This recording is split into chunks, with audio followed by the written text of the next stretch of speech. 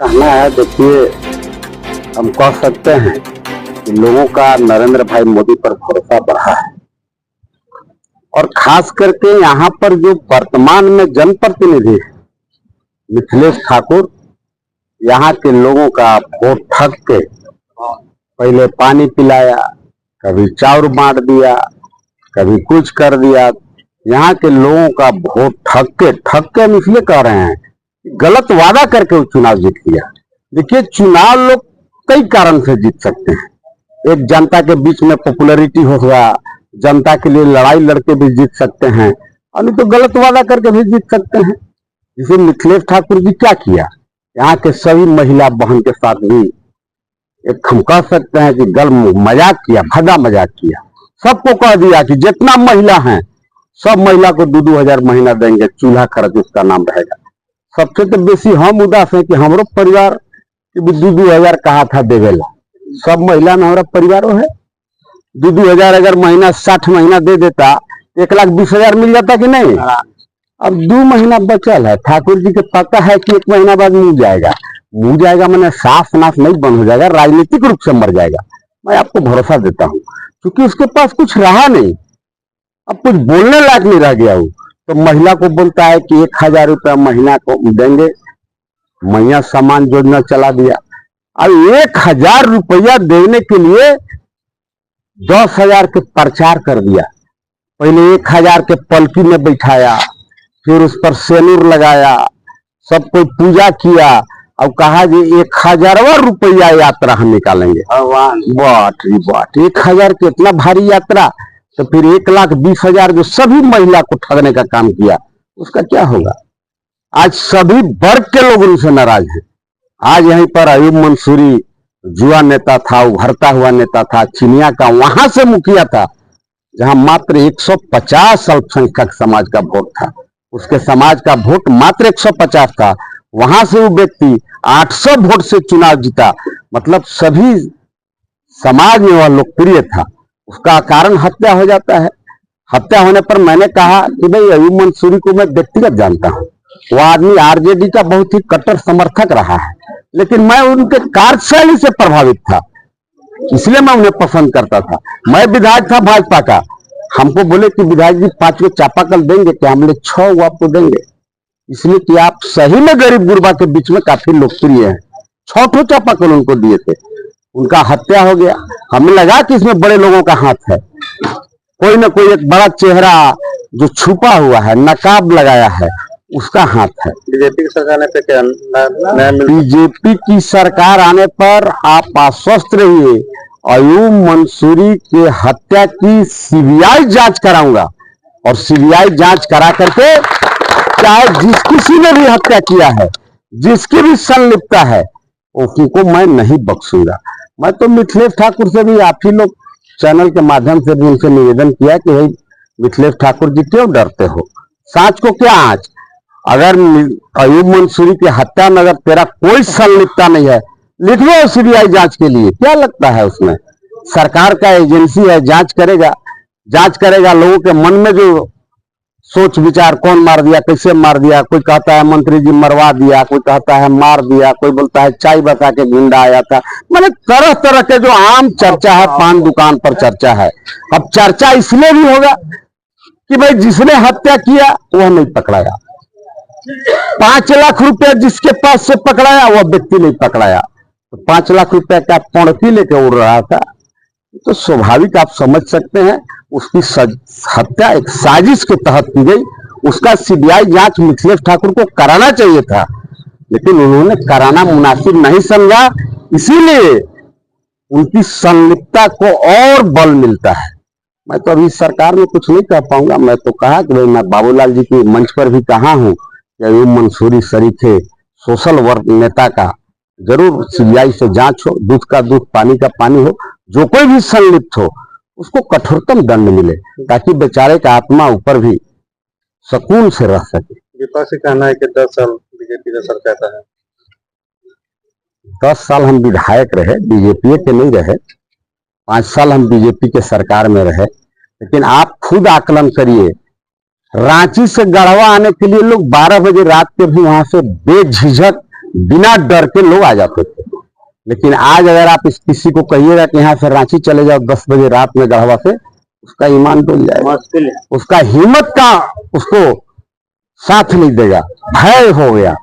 ये आखिर law and order का जो ये सुदृढ़ व्यवस्था अगर किसी ने किया तो भारतीय जनता पार्टी ने किया। आप अगर इसे देखेंगे तो आपको मालूम है रांची का हज हाउस देश के कई राज्य के हज हाउस से बेहतर है। और वह कौन बनाया? रघुवर दास की सरकार में बना। हज हाउस बना था, कांग्रेस वालों ने बनाया था, महागठबंधन के सरकार में हज हाउस बना और धड़ाम से गिर गया। फिर मजबूत और बड़ा विशाल सा बड़ा सा हज हाउस अगर किसी ने बनाया तो वह भारतीय जनता पार्टी और रघुवर दास जी की सरकार में बना। इसीलिए आप इसको जात पात में मत बांटिए, आप इसको ऐसे समझिए, इंसानियत सबसे बड़ा पार्टी है, इंसानियत सबसे बड़ा धर्म है, भाईचारगी सबसे बड़ा धर्म है, जिसके लिए गढ़वा को जाना भी जाता है। आज ऊंचरी में हमें लगता है कई दर्जन लोगों ने भारतीय जनता पार्टी का दामन थामा है। मेरा पूरा भरोसा है कि जिन जिन भाइयों ने भारतीय जनता पार्टी का दामन थामा है, अभी आसन विधानसभा चुनाव बहुत नजदीक है, इसमें सभी लोग बढ़ चढ़ के भारतीय जनता पार्टी को वोट देंगे, वोट दिलाने का काम करेंगे, ताकि जो यहाँ के वोट को ठग करके विधायक और मंत्री बने हुए हैं, हम कई अवसर पर कहे कि देखिए भाई ईस्ट इंडिया कंपनी है, इसके गांव का पता आज तक नहीं है किसी को। हम तो 5 लाख इनाम भी घोषणा किए कि मिथिलेश ठाकुर के असली गांव का नाम बता दो, हम 5 लाख देंगे, कोई नहीं बता पाया। कोई कहता है चाईबसा, कोई कहता है चतरा, कोई कहता है बेगूसराय, कोई कहता है दरभंगा, आज तक पता नहीं है। जैसे डाल्टन साहब इंग्लैंड से आए, यहाँ शासन किए, कोयला पत्थर सोना चांदी लूट के चल दिए, इंग्लैंड माला माल हो गए। डाल्टन साहब के कौन गांव में घर है आपको पता है? नो ना बहुत बढ़िया भैया, नो ना नहीं ना पता है। तो इसी ठाकुर जी की ईमानदारी, वोट गिनती होने दीजिए, वर्ल्ड रिकॉर्ड ये बनाने वाला है कि कोई वर्तमान मंत्री को इतना कम वोट आया। मेरा अगर आप मानना है, इसको 100 वोट भी पूरे विधानसभा में मिलने वाला नहीं है। उसके पास अगर कुछ ताकत है तो अवैध तरीका से, इलीगल तरीका से बालू का काला बाजारी करके कमाया हुआ धन है। आज ब्लॉक में चले जाइए, अंचल में चले जाइए, लूट मचा हुआ है। वो सब कहाँ है पैसा? अब आप कभी भ्रष्टाचार पर भौ अगर बोल देगा मिथिलेश ठाकुर, 50,000 आप ही को देंगे, जाके पहुंचा दीजिएगा। उसको रुपया की बड़ी दिक्कत है। क्यों दिक्कत है?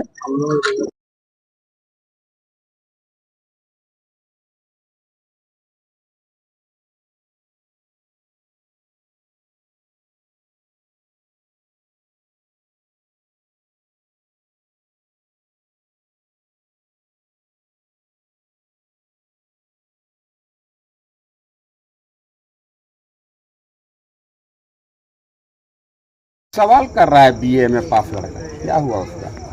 इसलिए सभी सेक्टर में वह बुरी तरह फेलियर है। एक सेक्टर उसका मजबूत है, वह सेक्टर है पैसा। और लोग इस बार मन बना के रखे हैं कि मिथिलेश ठाकुर तू जितना पैसा देगा हम रख लेंगे। गांव में अभी हमारा कोई रह नहीं रहा है, एक आदमी रहता है, खेती बाड़ी संभालता है। हम कहें कि रोज रात के डिबरी बार के रात भर बैठल रह, हो सकता है कि मिथिलेश ठाकुर उस दिन हमरो घर पैसा भेज सकता है वोट के लिए। ब्राह्मण है, ब्राह्मण के रेट 10,000 रुपये लगाया है उमेश भैया, करें हम तो 10,000 रुपये वोट की कीमत लगाया है। मान लीजिए भूला गया, हमारे घर 6 गो वोट के 60,000 भेज देगा तो हम रुपया नहीं लेंगे, हम ले लेंगे, लेकिन वोट माइकिर नहीं देंगे। पूछे काहे नहीं देंगे? क्योंकि 1,20,000 रुपया तो हर महिला का चोरा के खा गया। अगर 2,000 रुपया का घोषणा अगर मिथिलेश ठाकुर हर महिला को देने के लिए अगर नहीं कहा है, बोलिए गढ़देवी मंदिर में चिड़िया खा जाए। खैर गढ़देवी मंदिर से उसको असर नहीं होगा, कि अभी गढ़देवी मंदिर में बनवा दिया, गेट बना दिया, इतने बड़े बड़े अपन माई बाप के नाम लिख दिया। अब गढ़देवी मंदिर देखेला ऐसा का चश्मा अगर पहन के जाइएगा ना, ये चश्मा जब पहनले रहिएगा दिखिएगा ऊपर ककर का है, वो सब दिखाएगा कि वो गढ़देवी मंदिर है। वो ऐसा होता है हमारे देश। भगवान को आदमी चुनौती दे रहा है, भगवान को चैलेंज कर रहा है। अब सबसे ज्यादा अगर कोई चीट किया यहाँ के अल्पसंख्यक को, तो उसका नाम है मिथिलेश ठाकुर। इससे लाख लाख बेहतर गिरनाथ सिंह था, बिल्कुल वह भी बेईमान है, लेकिन इससे थोड़ा कम है। बात समझ गए, मेरा इतना ही कहना था। जेपीएस बजाज शोरूम में करी मनचाहा गाड़ियों की खरीदारी। गढ़वा जिले में एकमात्र ऐसा शोरूम जो आपको दे रहा है एक ही छत के नीचे हर वैरायटी की बजाज की गाड़ियां, साथ ही उसकी अच्छी service sense. GPS Bajaj showroom में मोटरसाइकिल सर्विसिंग के बाद दौरान सारे पार्ट्स अवेलेबल हैं। साथ ही यहाँ डाउन पेमेंट पर भी गाड़ी की खरीदारी कर सकते हैं। हमारे पास उत्तम व्यवस्था है, तो जल्द करें और जीपीएस बजाज शोरूम टंडवा पूरनचंद चौक के निकट पहुंचकर गाड़ियों की खरीदारी करें।